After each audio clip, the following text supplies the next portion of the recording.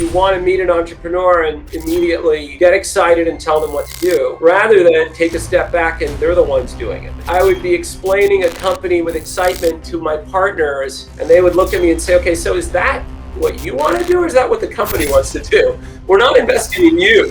We're investing in the founders. Winning feels good, and succeeding feels great. And when it's aligned with a higher purpose, it even feels better in doing it. But it's about, how do you view it? Do you view it as your identity, or do you view it almost like the way mindfulness is approached, where your mind is not you, you are observing your mind?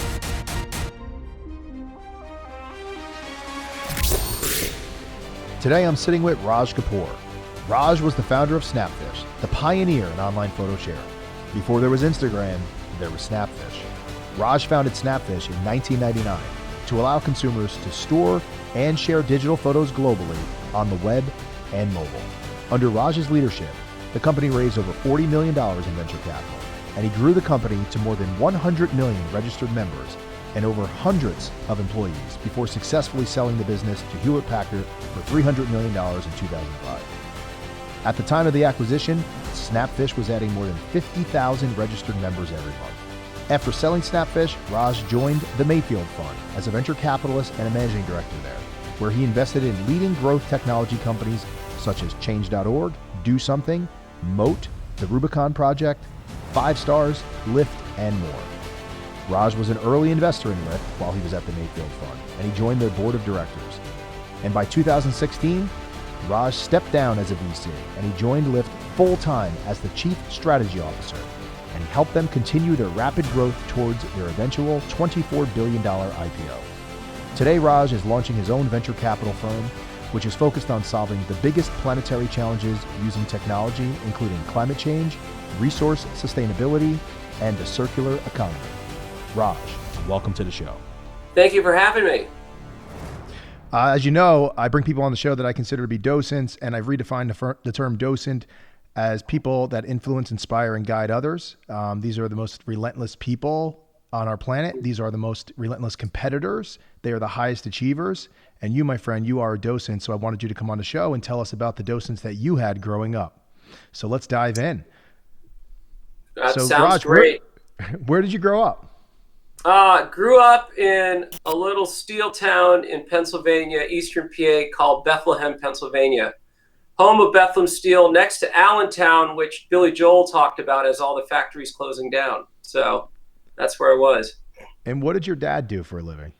My dad, he was got his technical degree in engineering over in India, and then had a dream to escape India and go to the Western world. And he ended up in Germany because he's a smooth talker, and there enjoyed it and was working in mechanical engineering and cement, making cement manufacturing equipment, and went out drinking beer with his German buddies and the people that he worked for. And because of his smooth talking, they said, "What are your real goals, Mr. Kapoor?"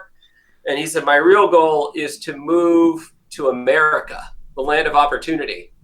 And they liked him, so they said, "I think we've got a sister company over there that may use an engineer like you that also has a good sales mannerism." And so they shipped him over to Bethlehem, Pennsylvania at a company called Fuller Company. And there he started out as a sales engineer and quickly realized that he could actually close deals, and went up into the sales organization, but had a technical mind. And they were first starting to do international work. This was in the 1960s, where the cement boom was like the internet boom of today. And they had an international account that they didn't know if they could close. And back in those days, when you go do an international business, there's no Zoom. So you go get on a plane for a couple of days, end up in your destination. His first place was Greece. And he said, "I think I can close this." And they said, "Great, get back to us in a couple of weeks." And so you just go, you plate yourself down. And he called them in a couple of weeks and said, "I got our first multi-million-dollar order." And boom, from there on, he went and did international sales all over the place. Then the head of sales, then he and his business partners decided to do a buyout of the company. And they bought it out from a big Chicago industrial conglomerate. And then they sold it again to a Danish company later. and had a little exit that's there. Nothing like the internet, but they had a little exit. Still, but I mean, that had to be inspiring. That was, I would imagine your dad's one of your docents then. He's a mentor. Yeah, he was a mechanical engineering major. I was a mechanical engineering major. He was pretty good at sales. I think I'm pretty good at sales. He was entrepreneurial, later started a construction company, and I've been an entrepreneur. So I think it goes without saying I've taken on those traits and some negative traits too that I learned from my dad, but overall positive. We all get that. Those are the things that we recognize, but obviously you get all the positive traits as well, right? Yeah, absolutely. What about mom? What did mom do? Mom grew up in a family that was really interesting, where her dad owned an automobile dealership network in northern India. And her dad was an extremely social person, kind of like me. And they had 9 cousins and brothers and sisters living together in the same house. So it was a party all the time. And his dad would bring over local musicians almost every night for get-togethers and hangouts. And there would be a lot of singing in the family. And so that kind of inspired, that I think, and my mom was relatively shy though. But she was around and comfortable that all the time. And she was very studious and won a gold medal in English in her school.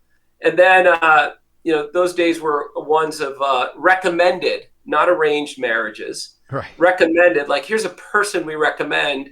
They recommended my dad. She first said, no, he's too flamboyant. And then I guess she reminded him of her dad. And he said, great, let's get married. And by the way, I'm moving to the U.S. And she plopped down vegetarian, never having ate meat before in her life, only wearing saris, never wore Western clothes, into Bethlehem, Pennsylvania.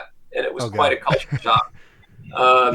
But, I took on some of those, that love for music.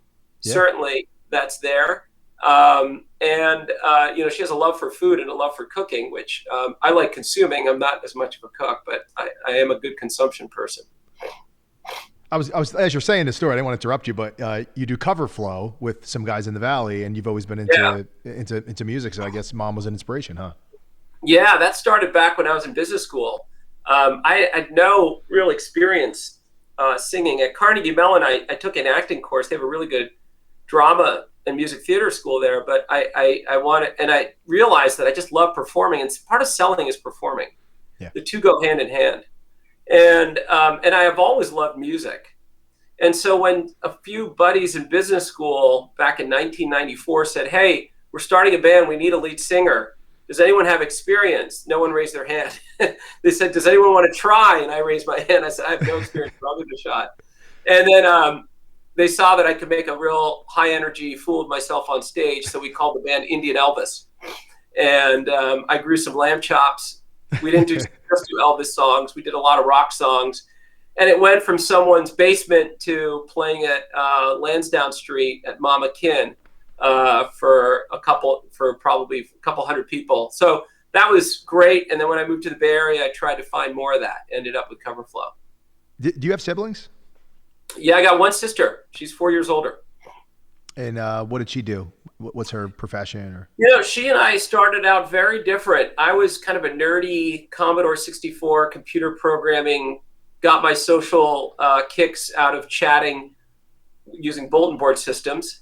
And she was a total social butterfly in high school, partying all the time, didn't pay attention to her grades, ended up initially pretty much failing out of college that she went to, transferred to an all-girls school, and then did really well.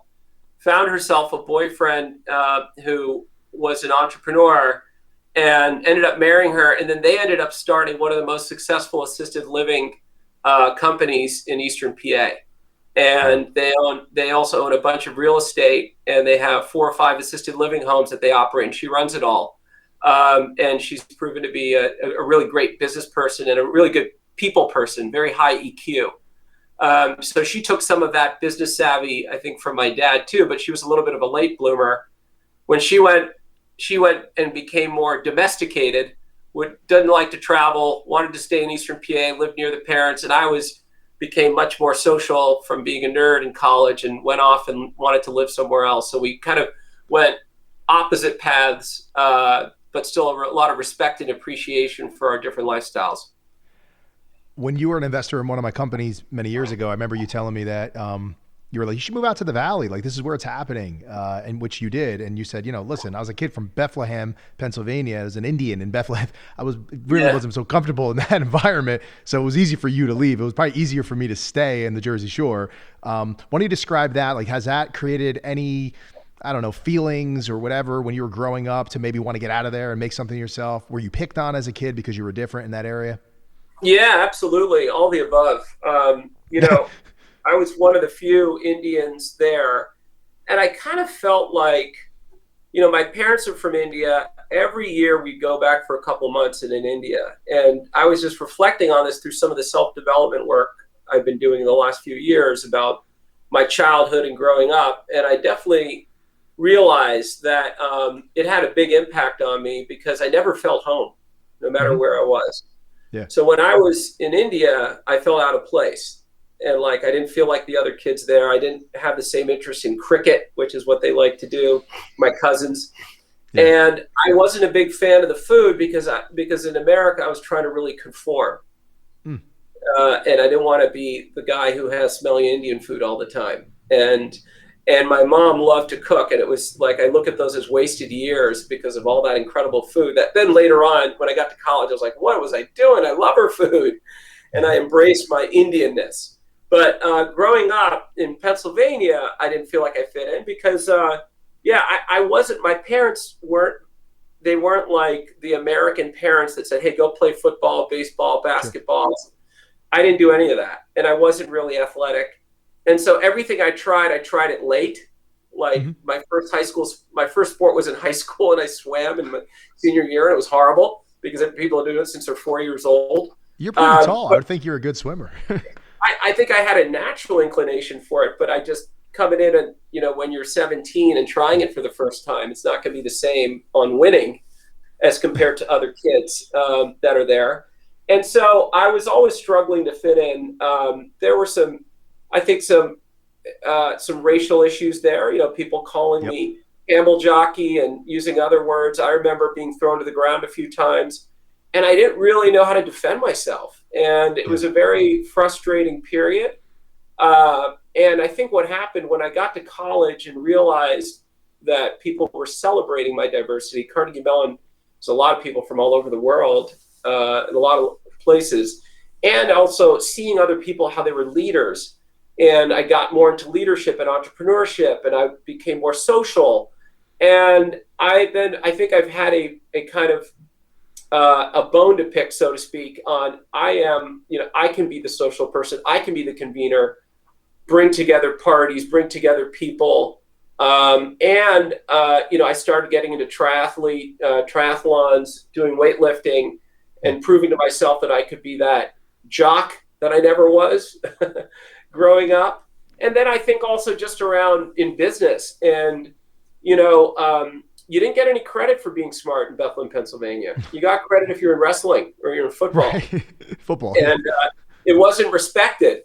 So when I was able to turn my smarts into business success, I think a lot of that was driving is like, look, I'm gonna prove that this thing really makes me cool too. In doing that, I think some of that is useful. Some of that can be not useful. And in the last couple of years, I've had to deprogram some of that to be a better human being. But I think can you expand on it? Expand on that. What do you mean? Yeah. So, I think when I was in college, when my first job out of business school was working at Home. It's a broadband company.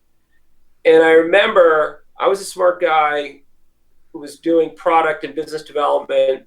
And the first time promotions came around, it was a fast growing company. So there were opportunities to promote. And I remember two of my colleagues getting promoted and I didn't. And they were like, I was like, what happened? And I remember my boss and someone else came and spoke to me both separately because I wanted to get feedback. And they said, look, you're a smart person, but you're not very likable. You can be an asshole sometimes, too aggressive, and you're like, you're like burn the, what do they say? It's like breaking glass. Yeah. And, a little bit of that East Coast attitude. But I Yeah. think I'm still trying part to of it was, shake that, Raj. yeah, but it was also part, I was trying to prove myself and thought that I had to, it was more about pitting against, because I was in adversarial relationships growing up rather than relationships where we were trying to make each other better. And so I had to really work on connecting from the heart, not just from the head. And that's been a journey the last 5 years of doing various things, including the Hoffman process is what I did a couple years ago, which was fantastic, which really goes deep into what your patterns are as a child, and why do you do the things you did, mostly in response to your parents' love or lack of love, and how some of those things help you, but sometimes it hurts you, and some things you do sometimes, but you shouldn't do it all the time. Being aggressive is useful in some instances. It's not useful in personal relationships, as an example. And so I think deprogramming some of our childhood experiences is something I feel like everyone needs to go through. And it's most impactful when you can see the challenges it causes you. But that was the beginning of realizing, okay, it's not all about being smart. It's not about taking my behaviors that I had growing up and just applying them to the future. There's going to be some EQ I need to learn. And when I first was a VC, you met me, I think, a little bit mid-career as a VC. 06, I think, yeah. Yeah, 06 actually was relatively early. I was still coming through some of that, where, coming off being a CEO of a startup, I wanted to, you want to meet an entrepreneur and immediately get excited and tell them what to do, rather than take a step back and they're the ones doing it. And I would be explaining a company with excitement to my partners, and they would look at me and say, okay, so is that what you want to do, or is that what the company wants to do? We're not investing in you. We're investing in the founders. That's tough. Yeah. So it took me a couple of years to deprogram. Interesting. CEO to VC, which is coach, mentor, and being more of a transparent connector, filter of what you're doing, rather than being the one who's running the show and saying, here's what we should do. Let me take a step back. I jokingly say that I have a self-identity crisis, and you and I kind of share this. My name is Jay Gould. And when my mom goes to Google and searches for Jay Gould, she sees a black and white photo of the railroad baron from the 1800s. And you told me when I told you that story, because the idea was WikiU back in the day, remember? Which, for those that don't know, because it never made it anywhere, was supposed to be MySpace meets Wikipedia, right? Anybody can create a profile. But the idea was a biography for everybody on the internet, right? Which we didn't succeed at. But you had a very similar thing. If your mom Googles the name Raj Kapoor, there's the famous Indian actor Raj Kapoor. So you have a bit of a self-identity crisis here too, because I mean, let's face it, you're relevant today. He's not as relevant. I mean, you created Snapfish. You're the chief strategy officer at Lyft, one of the first investors. I'm not sure. Were you the first investor, or were there angels before First VC investor. There were other seed investors before me. But you were there in the beginning. You were a board member. I mean, like, you're a stud, right? Like, so, but like when mom looks up your name, she sees that guy, and it's like unbelievable to me. But growing up, did that bother you, or even during your career? Like, take your humility and put it on a shelf for a minute and be honest. Because to me, I think it's kind of weird that, first of all, side note, it's weird that Google can't figure this out. Like that, they don't know the connection or the social graph. So it's a kind of a weird hiccup. But has that ever bothered you, that you have this famous person's name and yet in your own right, you've been very successful? I still don't think of myself as like that level of success. I've done some things, sure, but I'm not Elon Musk. I'm not Mark Zuckerberg, blah, blah, blah. So I guess, it's really easy out here in Silicon Valley to look at yourself and your success and say, oh, that's not much compared to other people. So I'm kind of not surprised in that regard. And growing up and having Raj Kapoor, who's a famous Indian actor, show up in searches, but more importantly, it's actually anyone I talk to who is Russian or Italian, they, for some reason, especially the Russians, they grew up watching Indian movies because they didn't want to consume anything from America. And Raj Kapoor, so if I talk to anyone of an older generation, they're like, oh my God, Raj Kapoor. And they would go on about it. And I thought that was funny. And especially because I've never really perceived as myself as successful. Certainly never at the point where a Russian immigrant would know who I am. So I just kind of found it funny. And I found a little bit of relating to it because I'm a performer at heart. And this guy's a performer, so I'll take that. I'll have some of that rub off on me. Yeah. And he was pretty darn. I mean, for his generation, he was he was like the #1 actor. So I anticipate his Google searches will continue to be up there as a historical figure. For me as a kid growing up, I didn't pay much mind to it. I remember the first time I learned about it, I was in elementary school and the name came up in history class. And I was like, wait, what? And then obviously you learn more about him over the years, the Jay Gould guy. And then people bump into me in business and they'll say, are you related? That probably happens to you too. They probably say, are you related? It's the most linear thinking thing to say. Since we have the same exact name, Kapoor is a little bit like Smith though in India. Were you named after him, or was it just coincidental that they did that? No, it was actually, my name is not Raj. My name is Rajil, Rajil. And there's an interesting story there because I think I've just come to, you get connected to certain things that you overlooked in your past as you get older. And now I'm on this journey, which I can talk about more later, around moving back into venture capital, but entirely focused on helping to accelerate solutions to our planetary challenges. So climate change is the #1 thing. And I've been connected to this theme since 2006.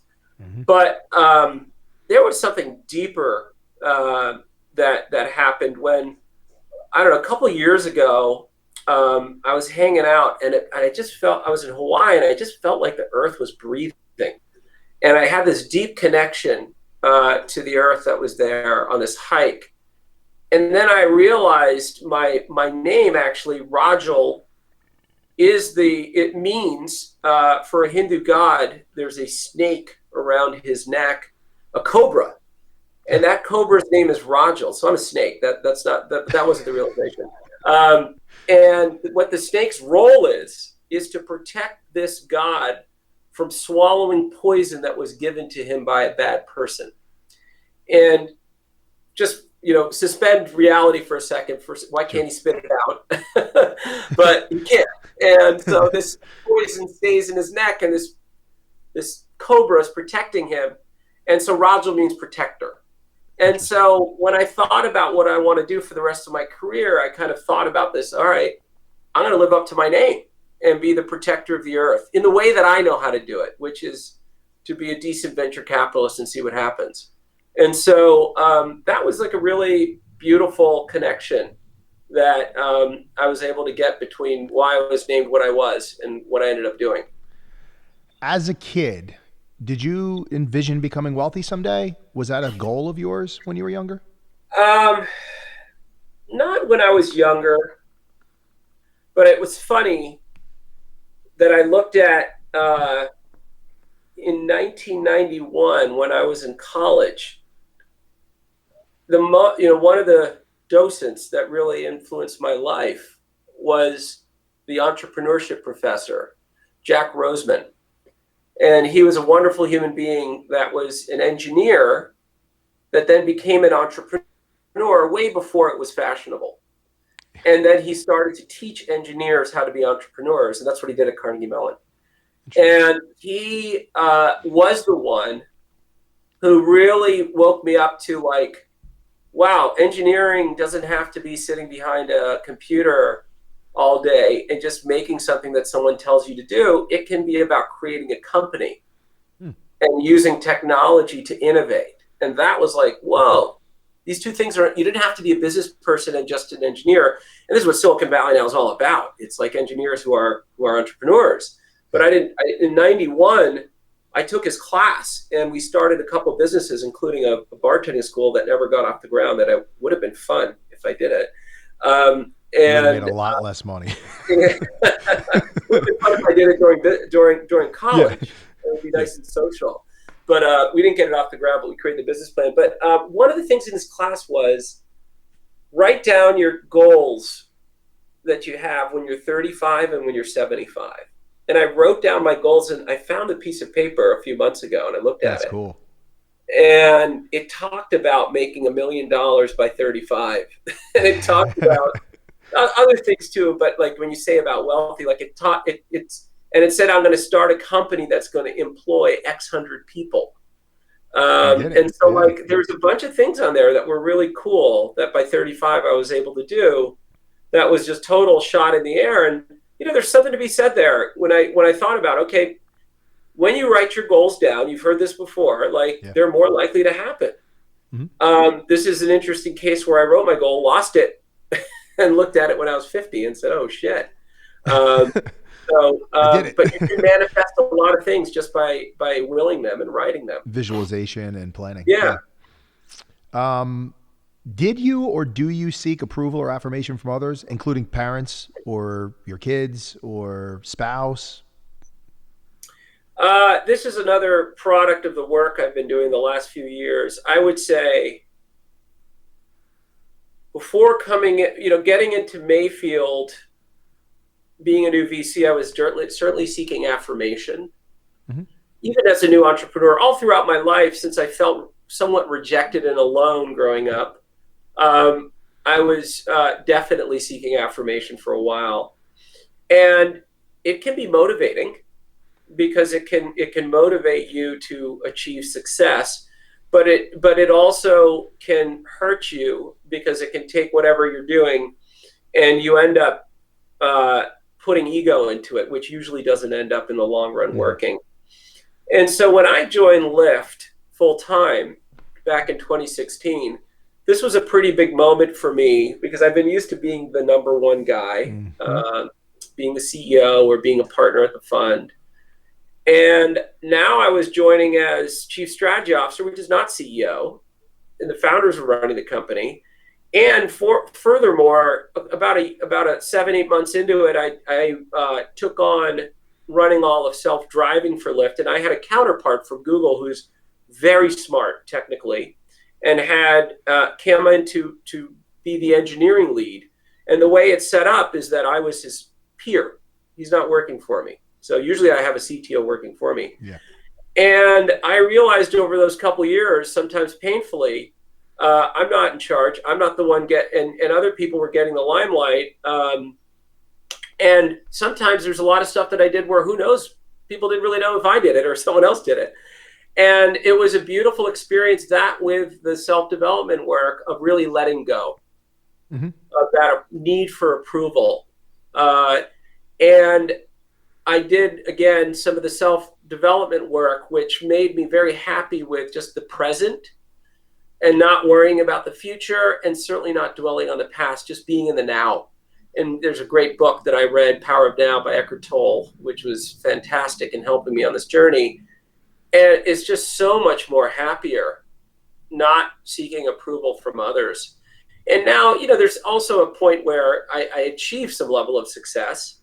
And I knew that the people that I cared about, like the CEO and others, knew what contribution I was making. So I wasn't as, I would say, obsessed with getting approval from others. Right. And I just ended up being a lot happier. And then over the last few years, that approval I was seeking from my spouse and approval I was seeking from my kids also started to fall away, where I feel like at least today I'm at a point where I'm definitely not seeking a lot of approval, and wow, am I happier in doing it. So it's another journey that I think that inner journey is so important at some point in someone's life. Never satisfied, never content. This seems to be a mantra for most of the docents that I've spoken to. Are you satisfied with your successes? It sounds like you are. I am. Will you ever be content though, where you don't want to keep striving? What continues to keep moving you forward and motivating you?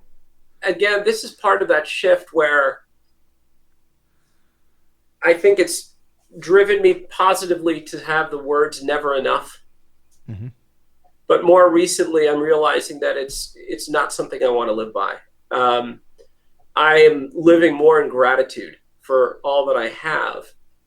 And what I'm realizing is that you can have a beautiful relationship with progress and trying and striving, but not have to live in a state of lack, which is never satisfied or never enough. And I'm taking this approach to creating this new venture fund around climate, where I wake up every day not anxious that I need to be the top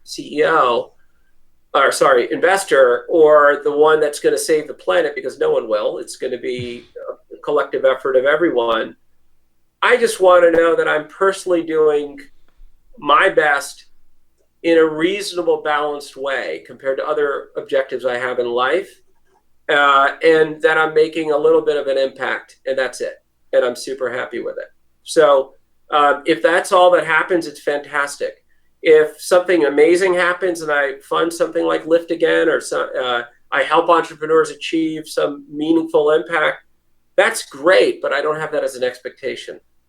And so I guess I'm trying to under-promise and over-deliver on myself. Docents inspire, influence, and guide others, like I said. The internal pressures, though, are greater than the external pressures, which we're diving into here. Do you feel that the pressures to attack and conquer are something that drove you early in your career? Do you thrive on winning still? Sounds like you still do. Like you said, you're going to try to find the next Lyft, but you want something that's going to help society. So it's not necessarily about just pure profit at this point. Yeah. There's a part that is, there's absolutely a part of this that will always exist, which is winning feels good, and succeeding feels great. And when it's aligned with a higher purpose, it even feels better in doing it. But it's about, how do you view it? Do you view it as your identity? Or do you view it almost like the way mindfulness is approached, where your mind is not you, you are observing your mind? Do you view it as a game? And, I'll give you a story. When I joined Lyft, I was even more hyper competitive than I was ever.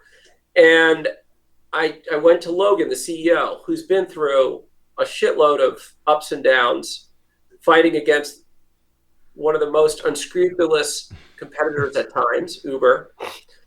And before joining, I said, hey, Logan, I'm really excited, except I'm worried that I'm going to lose my mind, because I'm a very competitive person.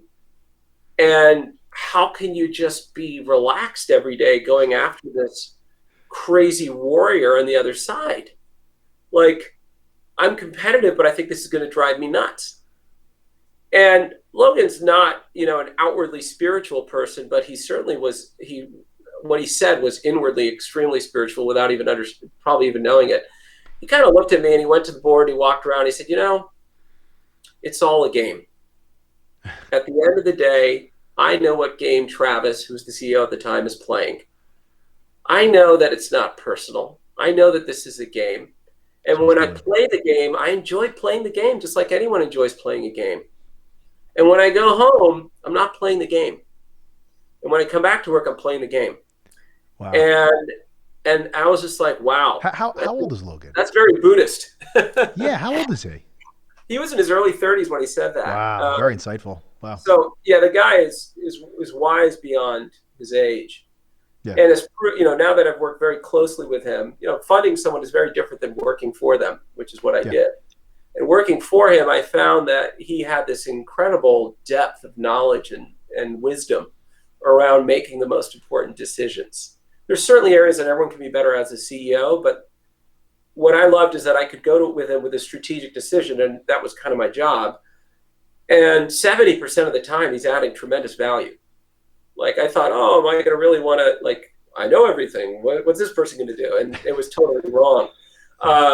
And even though I had more experience, he had been living and breathing it, and he has a talent and a gift. But that comment on the game was just super important. Not letting it get the best of you, but also you don't play a game and wanting to give up. You play a game you want to win, but you do it in that context that's there.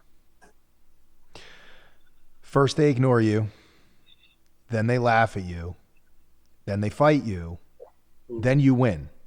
And I always like to say, after you've won, they congratulate you and say, I always knew you would do it. Yeah. So does this ring true to you too? Have you felt this with others on your journey to success? It's a Gandhi quote, by the way. I added a little toward the end, but. Yeah, no, I think it's true.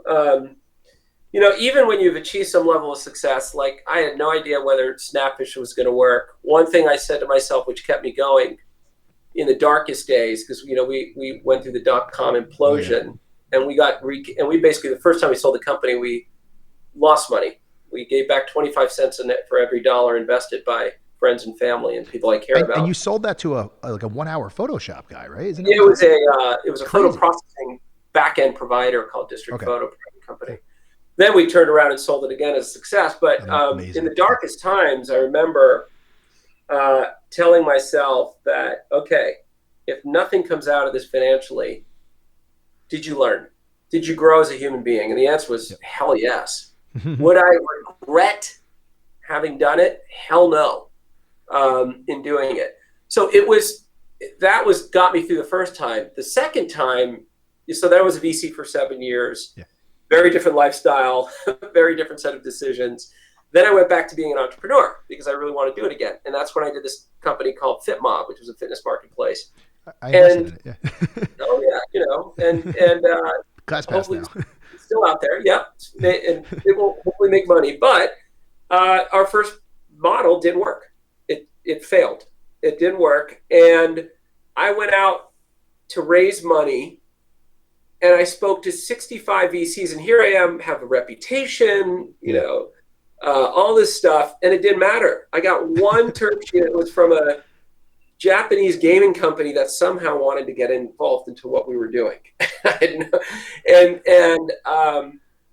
And so, like, at that point, you realize, like, yeah, and everyone's like, oh, yeah, this is your second time, didn't work, Raj, fail, I had to do something dramatic. And so that's when we, longer story, but basically convinced ClassPass to acquire / merge with us, which then ended up being totally the right, and it ended up being the right move and there's a lot of the team still there and it's being successful. But like the darkest and lowest points at FitMob were probably even lower to some extent than Snapfish, because there were expectations of me that were very high. And so I felt even more versus Snapfish. I just like, all right, well, most entrepreneurs fail when they first start, so big deal. Lack of experience the first time around. Yeah. What was the excuse the second time? What I realized the second time around was that it's just hard. People don't realize it's just really hard. Much easier second time successful entrepreneur. Like if you went to go raise money now, you can do it. So that's not hard. Even if you didn't have any money yourself.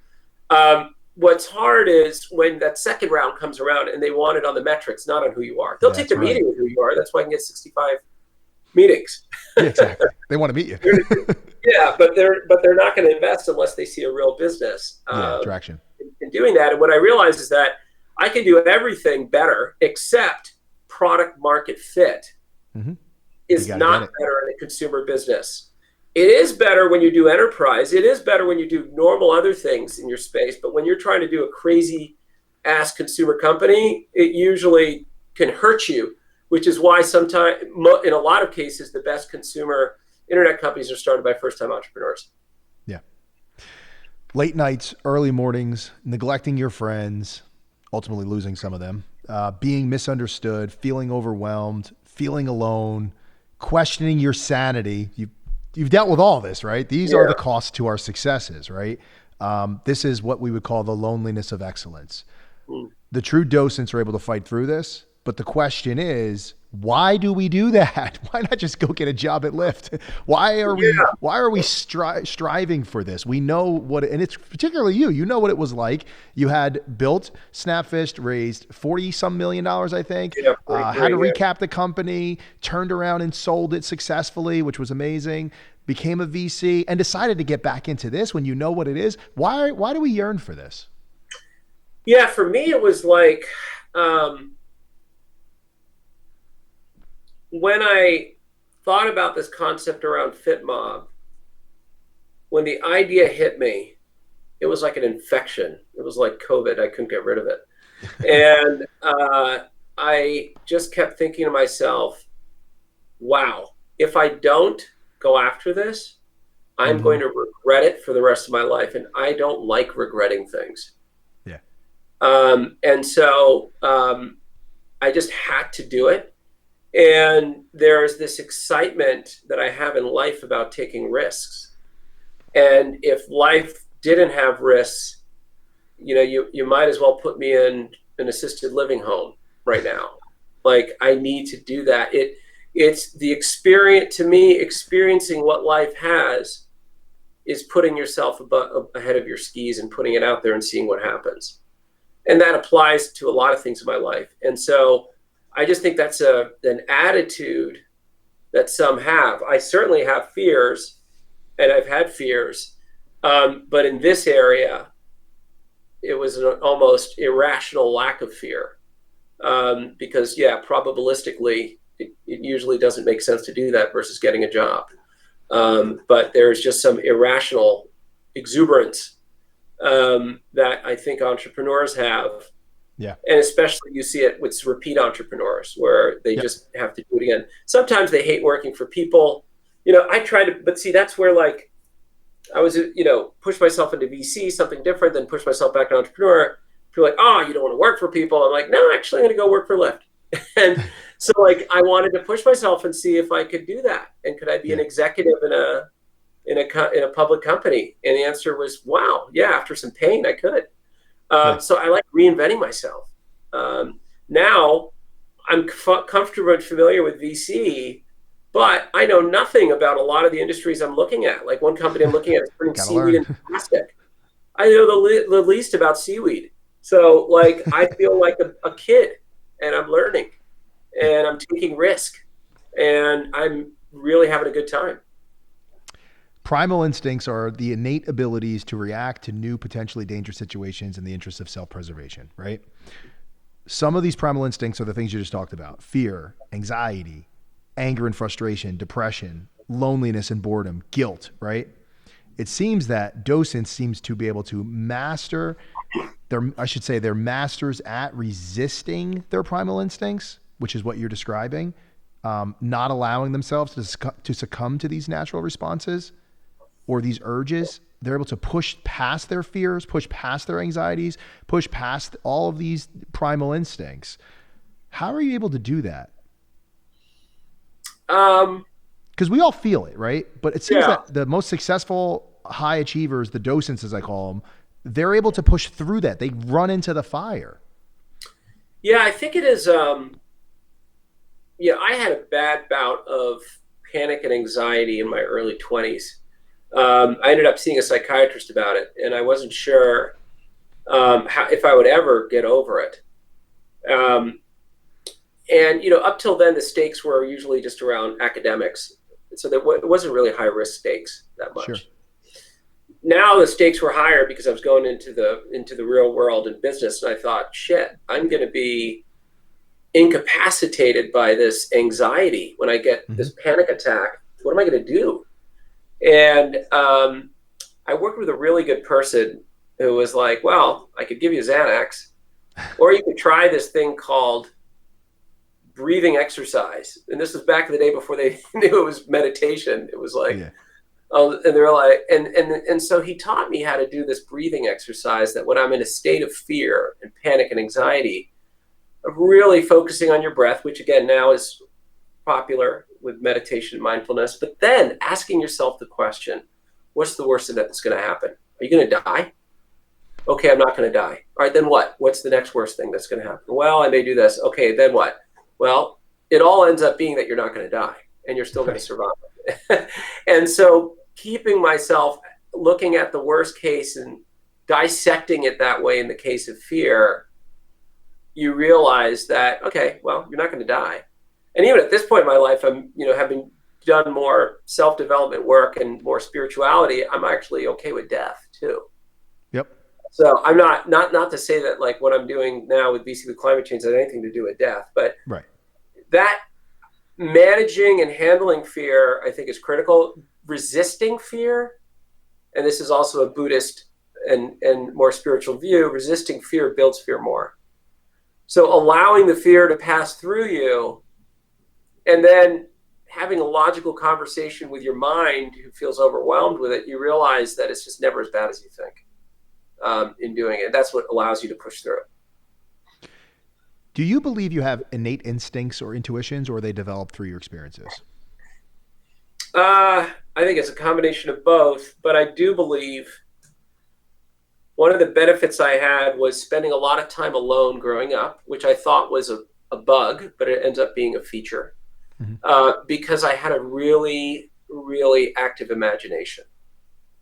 I used to sit on the grass in Pennsylvania because I didn't have anyone to hang out with and just look at the clouds and imagine flying and go into these worlds in my head and think about what the future would be, because I wasn't happy with the present.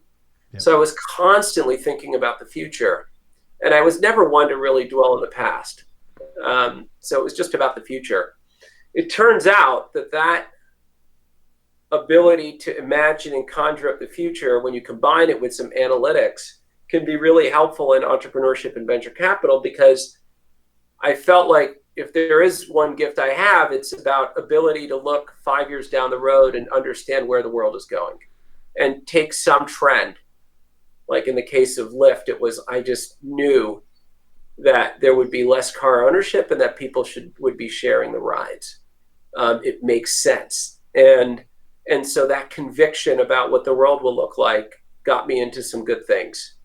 Mm-hmm. Not always right, but more right than wrong. And that's all you need.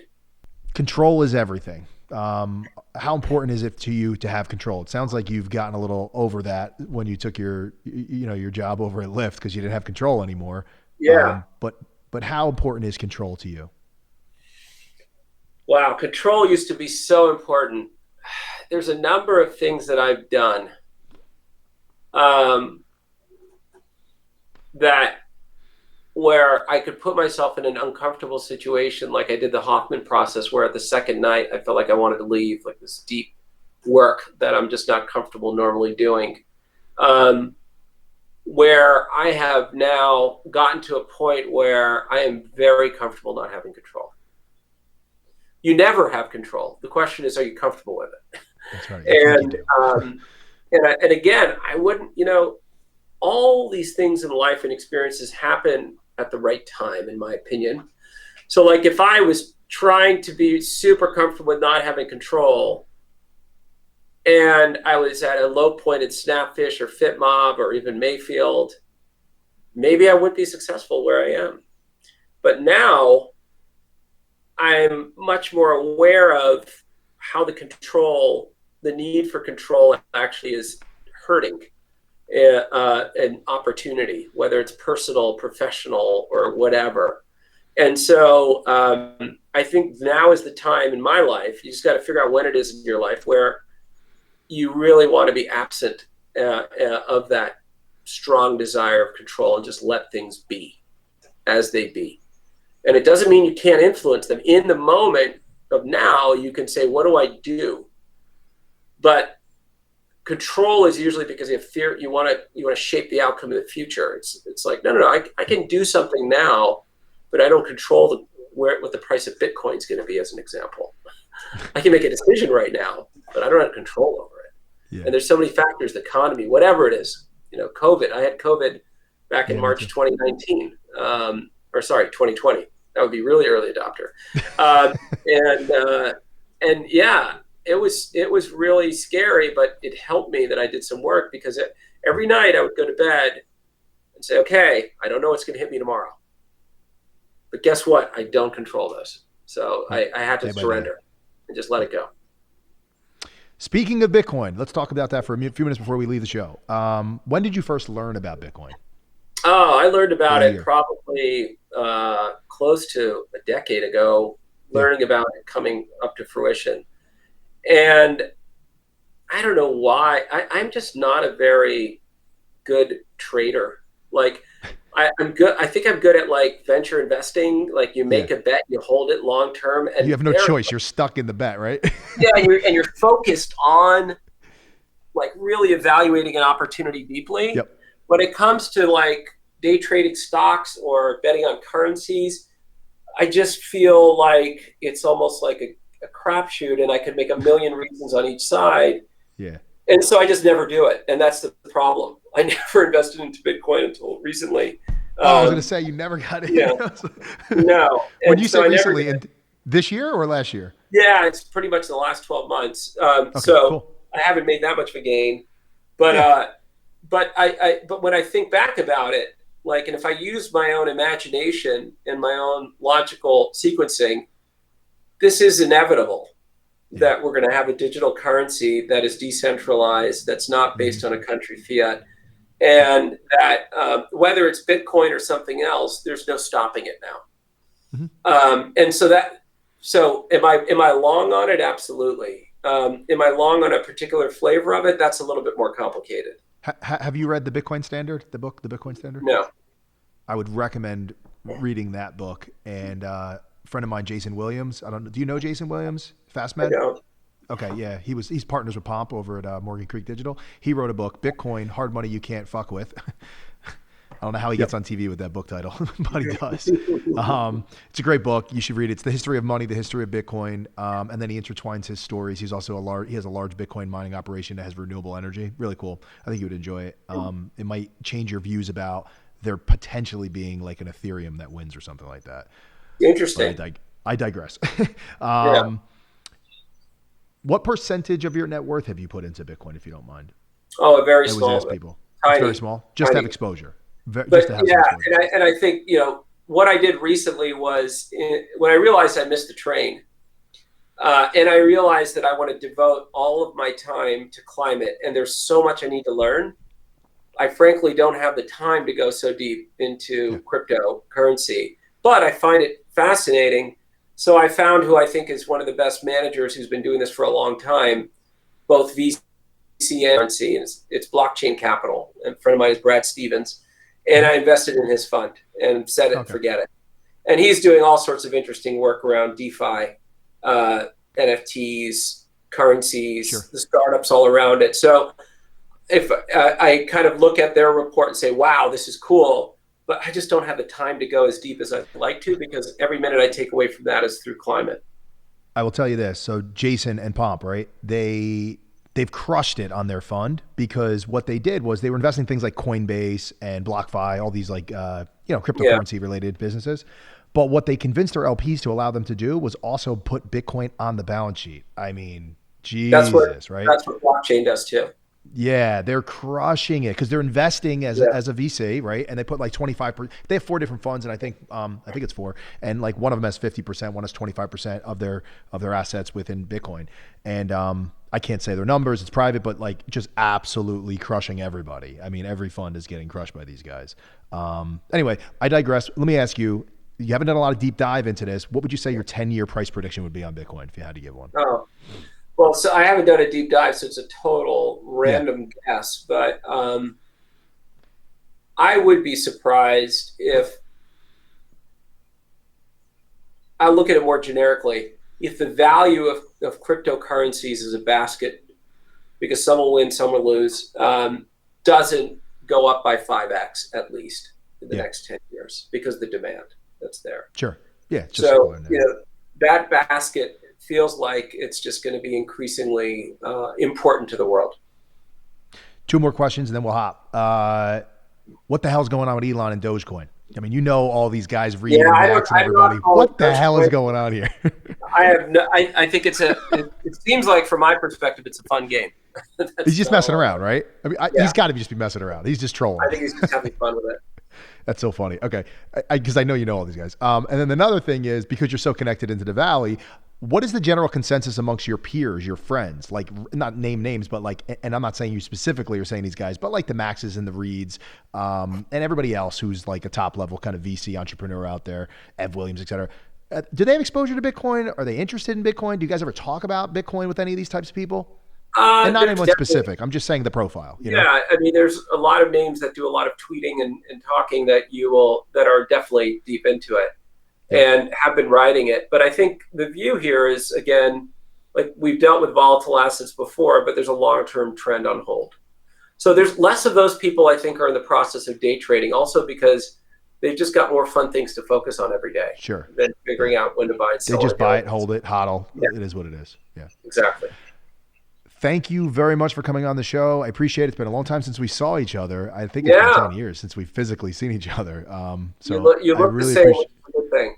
So do you, brother. Thanks a lot, Raj. I really appreciate it. Take care.